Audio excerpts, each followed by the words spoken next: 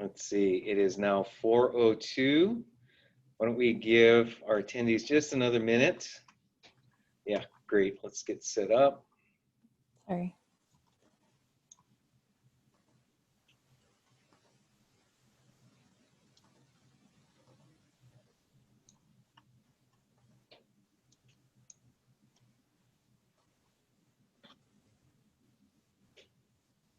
And so Megan, you're going to get the PowerPoint Yes. going. No problem. Take your time. Just want to make sure Sorry. that I'm I not think I got it.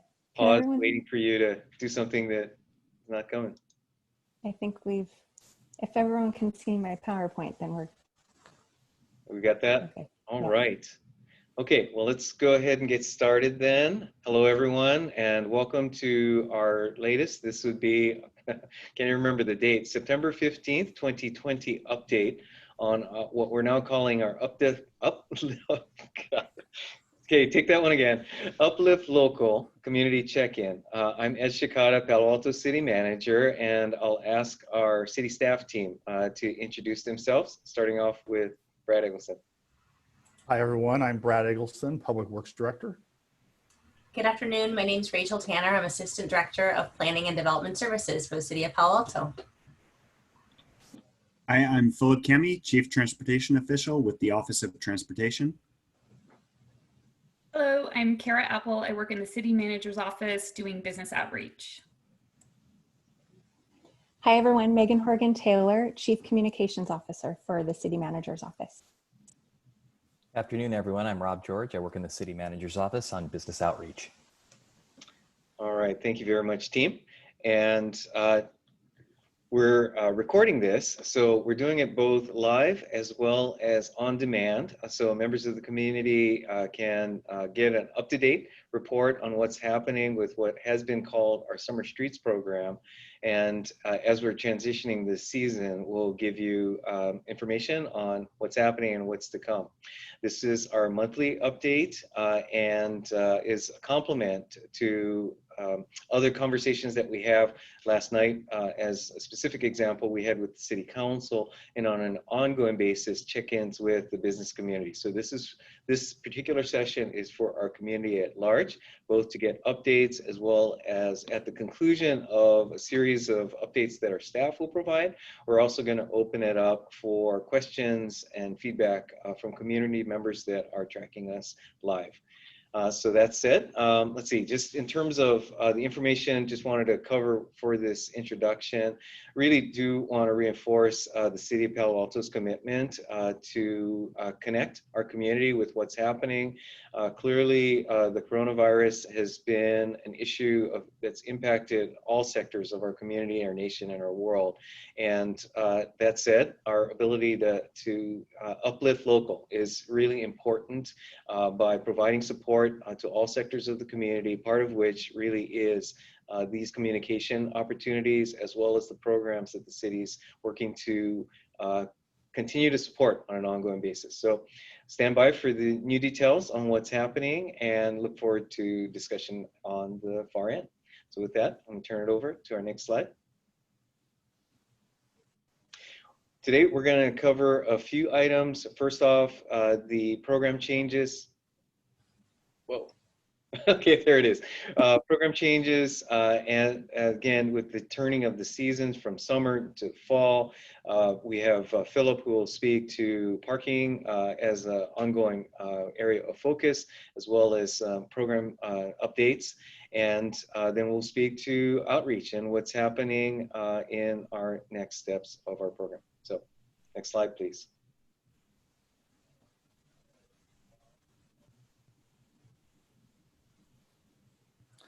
Okay, thanks, Ed. So recent changes. The big one is our transition from the Summer Streets program with our rebranding to Uplift Local. And so you can see here on this slide, the new branding and tagline, Eat, Shop, and Celebrate Palo Alto. And really the rebranding reflects the city's expansion of pedestrian-only outdoor dining, shopping, and curbside pickup areas through the changing of the seasons. As we now transition into the autumn from the Summer Streets program. And so currently we are planning to have this Uplift Local program in place through December 2020. And, really want to touch on this third bullet here, continuing to evolve our approaches based on input from the community and businesses. As you know, we've had these community meetings and then meetings as well with the downtown and CalAb business groups, and really looking at how we can maximize, especially in the University Avenue area where we've had multiple changes, maximizing the pedestrian only areas where the restaurants are, and trying to balance that with the need for other types of retail to have more access and curbside pickup areas. So really in practice, what this has meant is we're looking at where are the restaurant dense areas of University Avenue where we see a lot of foot traffic and really use by the businesses of the street areas, and keeping those vibrant and open. And then we have made changes in areas where we haven't seen that to try to provide the opportunity for other types of businesses who may get more benefit out of the curbside pickup and ability for people to park on those blocks. So changes that you may have noticed most recently, we have closed one half of Ramona Street between University and Hamilton in front of NOLA for restaurant use of the street. Based on what we were seeing, we reopened University Avenue between Emerson and Ramona, so on the west end of the closure. And then on the east end, we reopened Kipling Street one way, and also the half block from Kipling to Cowper of University opened one way as well.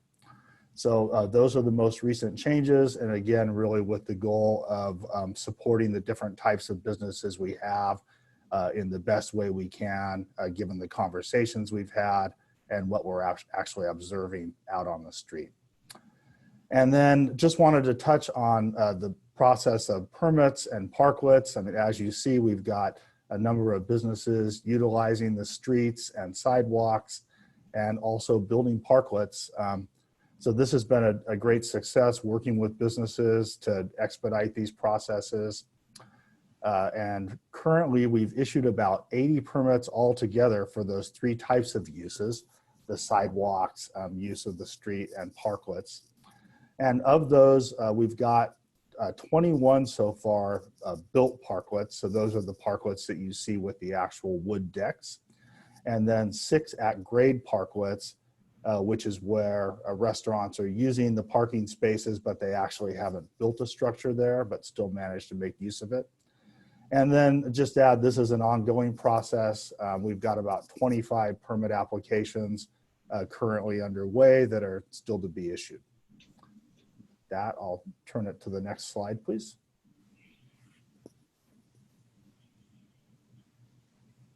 Great, thank you, Brad. So again, my name is Rachel Tanner, and I'll be speaking about some of the seasonal changes that we're undergoing right now as we transition from the summer into the fall and winter and really beyond, with Uplift Local being a brand and a theme that can carry us into the future, encouraging everyone to shop locally and really support and patronize local businesses, both for goods and services.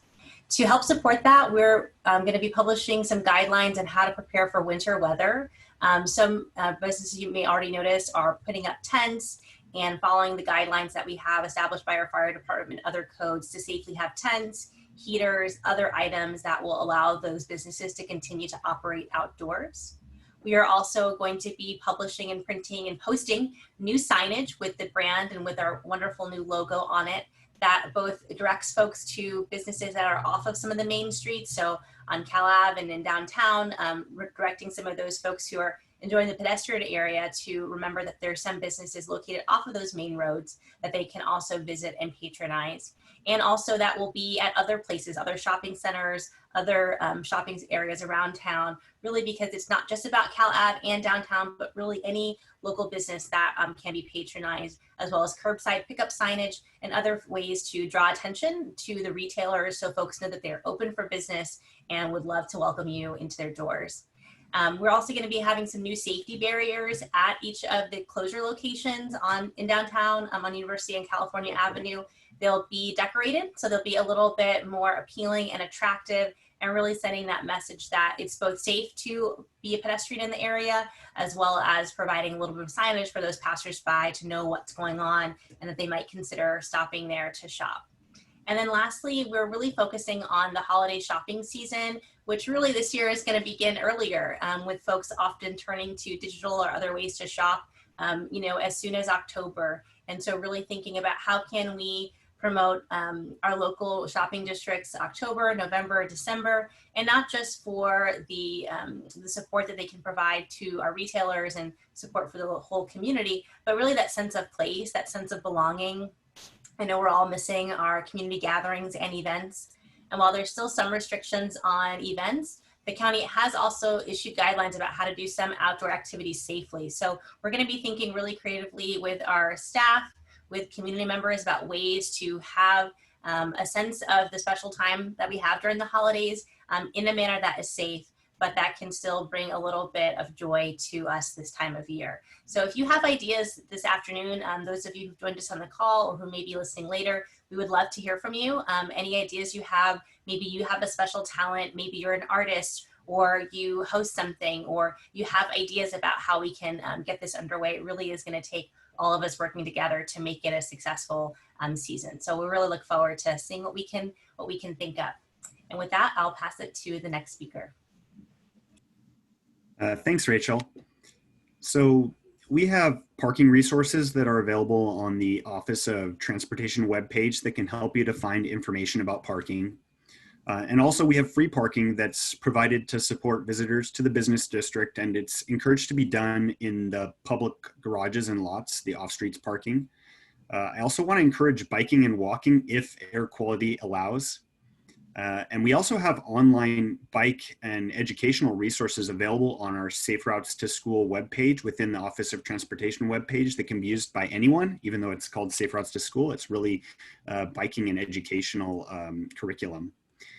Currently, parking enforcement is waived in the RPPs and in the commercial districts. However, staff is working on a plan to initiate RPP program enforcement in the near future.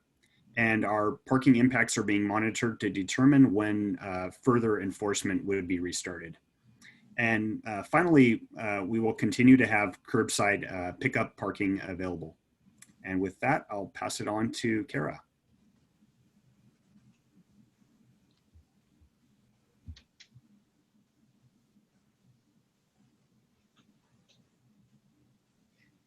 You're on mute, Kara.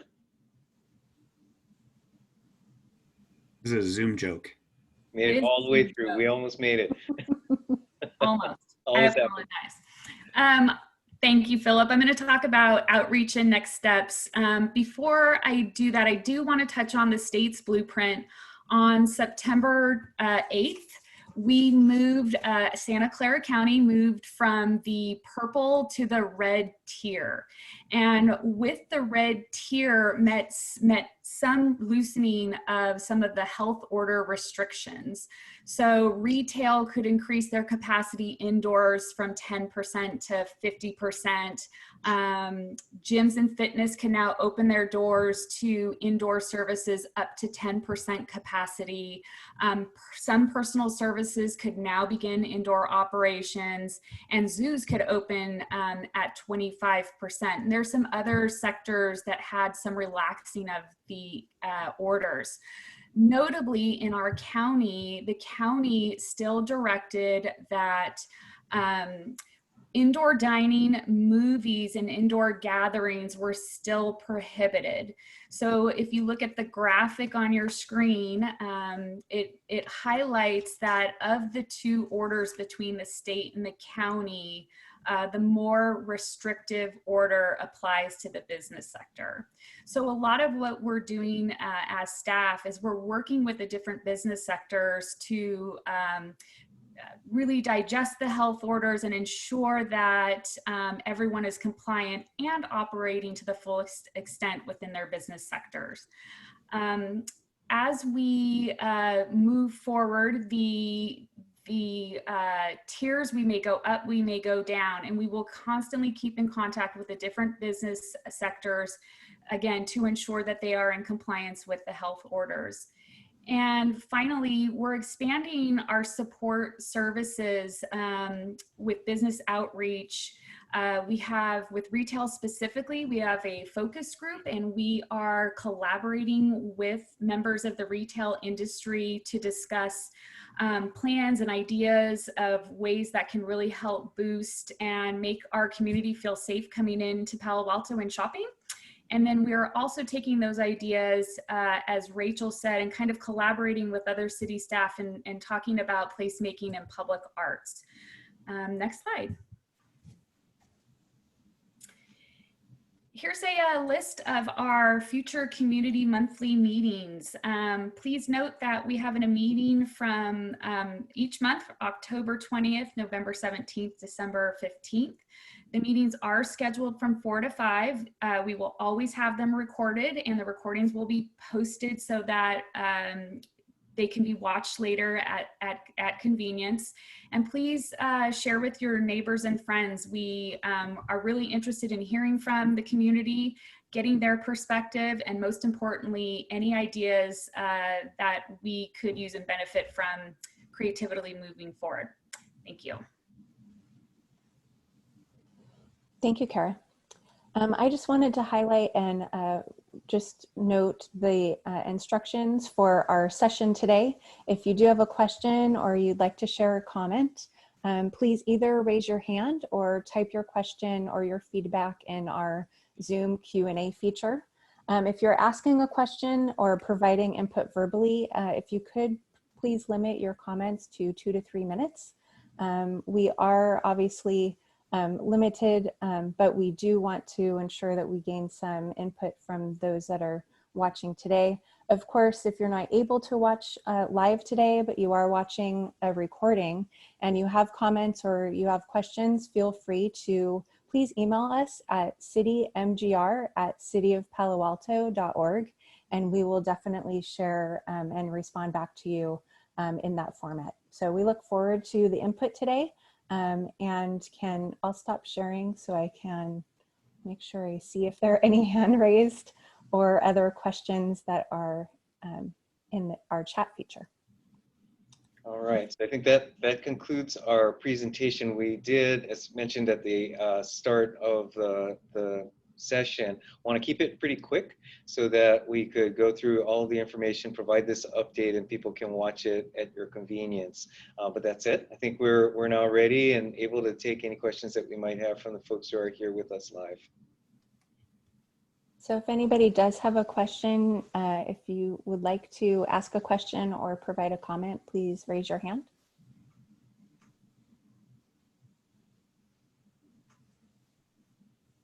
Or if you have any questions that you'd like to share in our Q&A feature, you could do that as well. And if not, no pressure. It's all fine. That's right. You know where to find us. Hopefully that's not an issue, but as Megan pointed out, our email's available, and you know, again, how to reach each one of us individually. I don't see any hand raised, Ed. Okay. Well, with that, then we'll go ahead and wrap up. Let me just perhaps close by noting that we recognize, as maybe obvious, that this has really been a difficult time for everyone in our community. That applies to our residents, it applies to our businesses, and clearly, and I'll acknowledge, applies to our city staff as well. So we really appreciate everyone's working through every step of the way with us. I know that it's been in some ways challenging, frustrating. Again, so much that we're used to is no longer in our control. And we've all learned to adapt to a level of uncertainty as to what is right around the corner.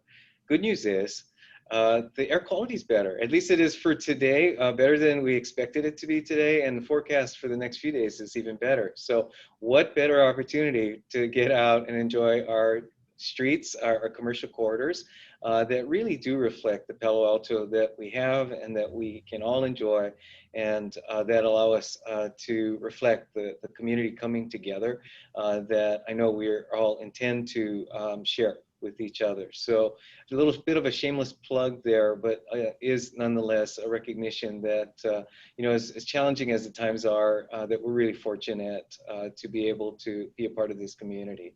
And so with that, I'll go ahead and close. Hey, Ed, there is a hand raised. Oh, okay, we do. All right. Back to you then, Megan.